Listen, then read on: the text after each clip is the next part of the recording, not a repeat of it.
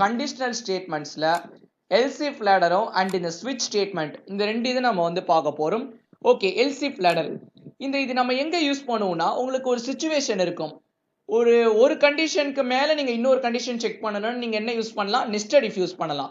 இப்ப ரெண்டு கண்டிஷன் நீங்க வந்து பார்க்கணும். ஒன்னு இந்த கண்டிஷன், அப்படி இல்லைன்னா இந்த கண்டிஷன். எதுவுமே இல்லைனா தான் else part. ஸோ அதுக்கு நம்ம வந்து else if ladder யூஸ் பண்ணுவோம். ஸோ புரியாத மாதிரி இருக்கும். இப்போ நம்ம ஒரு எக்ஸாம்பிள் நான் ப்ரோக்ராம் போடுறேன், கண்டிப்பா உங்களுக்கு வந்து புரிஞ்சிடும். ஸோ நம்ம என்ன பண்ண போறோம்னா, ரிலேஷன் பிட்வீன் டூ நம்பர்ஸ். இதுதான் ரொம்பவே டிபிக்கலான எக்ஸாம்பிள். நீங்க எந்த புக்ஸ் நீங்க எடுத்திருந்தாலும் உங்களுக்கு இந்த எக்ஸாம்பிள் தான் உங்களுக்கு வந்து கொடுத்துருப்பாங்க. Relation between two numbers. So அதுதான் நம்ம வந்து பார்க்க போறோம் எக்ஸாம்பிளா. ஸோ என்னென்ன மாதிரிலாம் வரலாம்? ஸோ ஃபர்ஸ்ட் ரெண்டு நம்பர் நான் வந்து வாங்குறேன். So int a equal to sum 5, அதே மாதிரி int b is equal to sum 10. So இப்படி இருக்குது. ஸோ ஃபர்ஸ்ட் இஃப்ல நான் வந்து பார்க்குறேன் அந்த ரெண்டு நம்பரும் கிரேட்டர் தானான்னு. ஸோ கிரேட்டர் தேன் பியான்னு நான் வந்து பார்க்குறேன். ஸோ பார்க்கும்போது அப்படி கிரேட்டர்னா என்னது? இந்த கண்டிஷன் ட்ரூனா கிரேட்டர்னு நான் வந்து போடுறேன். a is greater than b. இன்னொரு கண்டிஷன் என்னது? இப்ப பாருங்க, நம்ம இங்க ஒரு கண்டிஷன் நம்ம வந்து யூஸ் பண்றோம். நம்ம இன்னொரு கண்டிஷனை நம்ம செக் பண்றோம். ஸோ அகைன் இன்னொரு கண்டிஷன் செக் பண்றதுனால else if நம்ம வந்து யூஸ் பண்ணுவோம். நம்ம எந்த கண்டிஷனும் செக் பண்ணலன்னா நம்ம else நம்ம வந்து யூஸ் பண்ணிடுவோம். ஸோ இங்க நம்ம இன்னொரு கண்டிஷனுக்கும் நம்ம வந்து போகிறோம். நார்மலா if else நம்ம என்ன பண்ணுவோம்? இப்படி நம்ம பண்ணுவோம் பாத்தீங்களா? இந்த if பிளாக் எனக்கு ஃபெயில் ஆயிடுச்சுன்னா இந்த எல்ஸ்ல உள்ளது எக்ஸிக்யூட் ஆகும். ifல ஒரு வாட்டி தான் நம்ம கண்டிஷன் செக் பண்ணுவோம். அது ட்ரூனா இது எக்ஸிக்யூட் ஆகும், இல்லனா எல்ஸ்ல உள்ளது எக்ஸிக்யூட் ஆகும். இப்போ எனக்கு இன்னொன்னே நான் வந்து செக் பண்ணணும். else ifனா மீனிங் என்ன தெரியுமா? இந்த if ஃபெயில் ஆயிடுச்சுன்னா அதனுடைய if இன்னொரு if, அதான் else if. அந்த else if ஃபெயில் ஆயிடுச்சுன்னா, ஸோ இஃப்க்கு பக்கத்துல தான் கண்டிஷன் இருக்கும். எல்ஸ் இஃப் பக்கத்துல நான் இன்னொரு கண்டிஷன் நான் வந்து செக் பண்றேன். பி வந்து ஏயோட கிரேட்டரா நான் வந்து செக் பண்றேன்.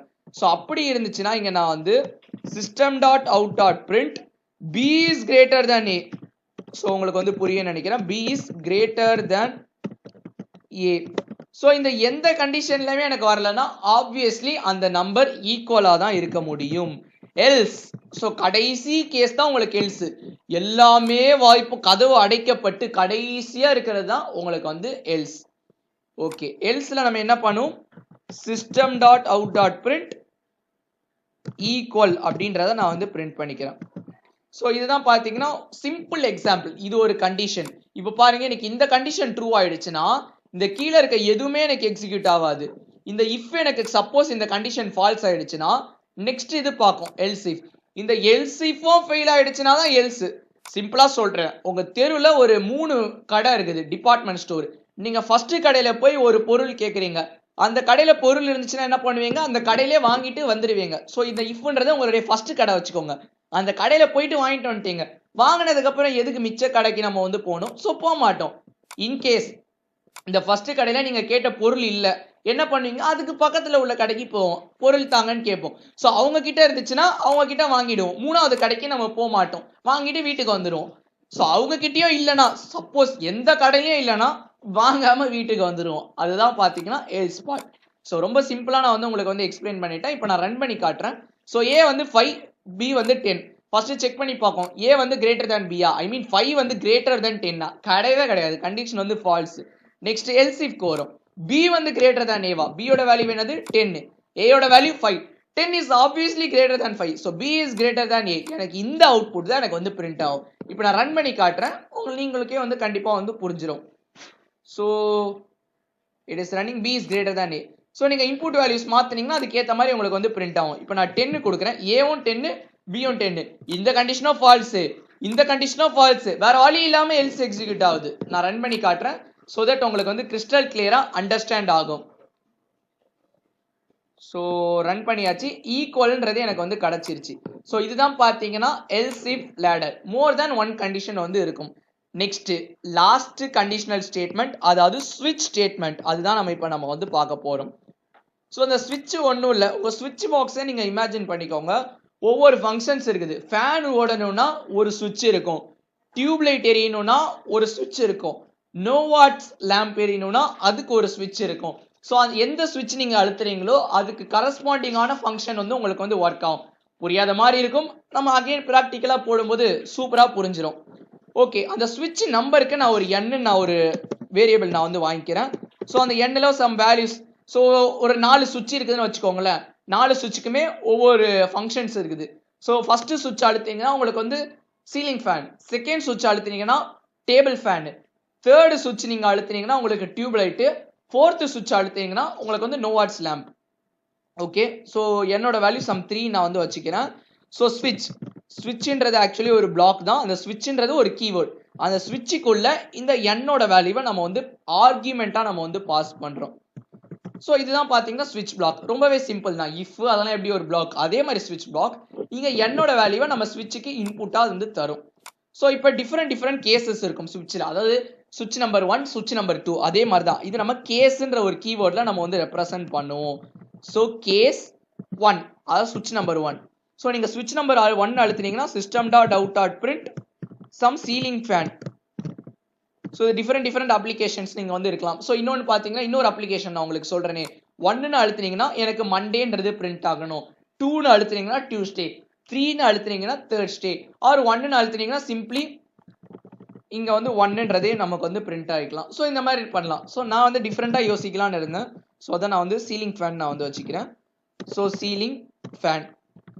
ஸோ அதுக்கு அடுத்து பிரேக் நம்ம வந்து கொடுக்கணும். ஏன் கொடுக்கணும்ன்றத நான் வந்து கண்டிப்பா வந்து சொல்றேன். Next case 2. கேஸ் 2 என்னது? System dot out dot print table fan. அதுக்கு அடுத்து break as usual. Next case 3. Case 3 என்னது?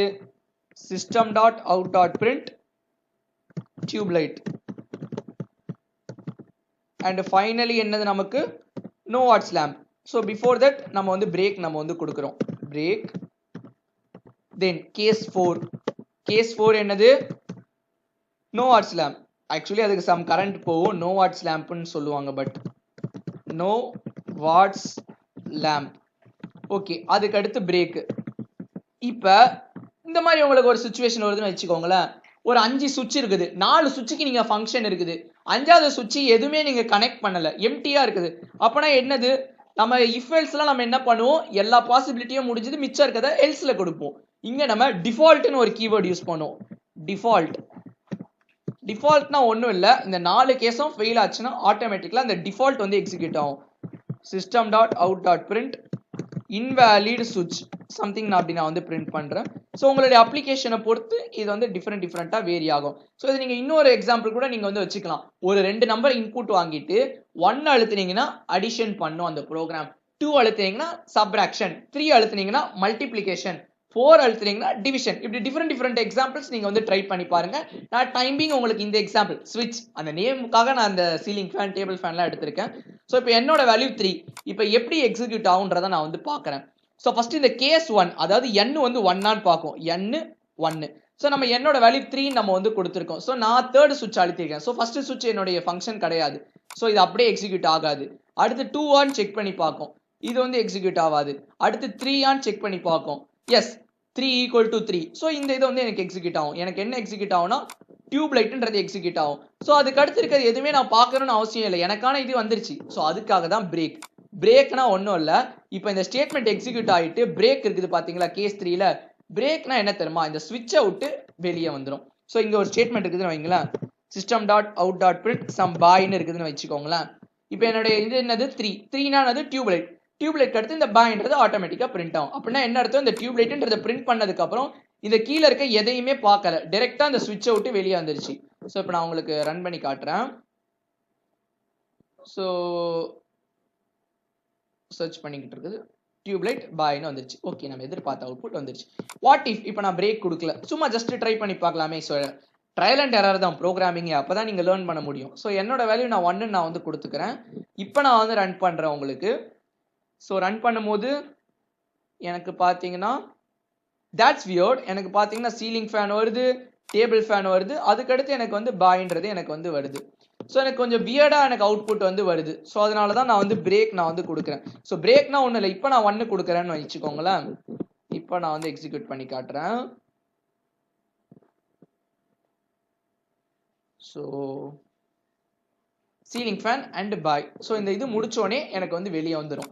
ஸோ இதுதான் பார்த்தீங்கன்னா ஸ்விட்ச் ஸ்டேட்மெண்ட்.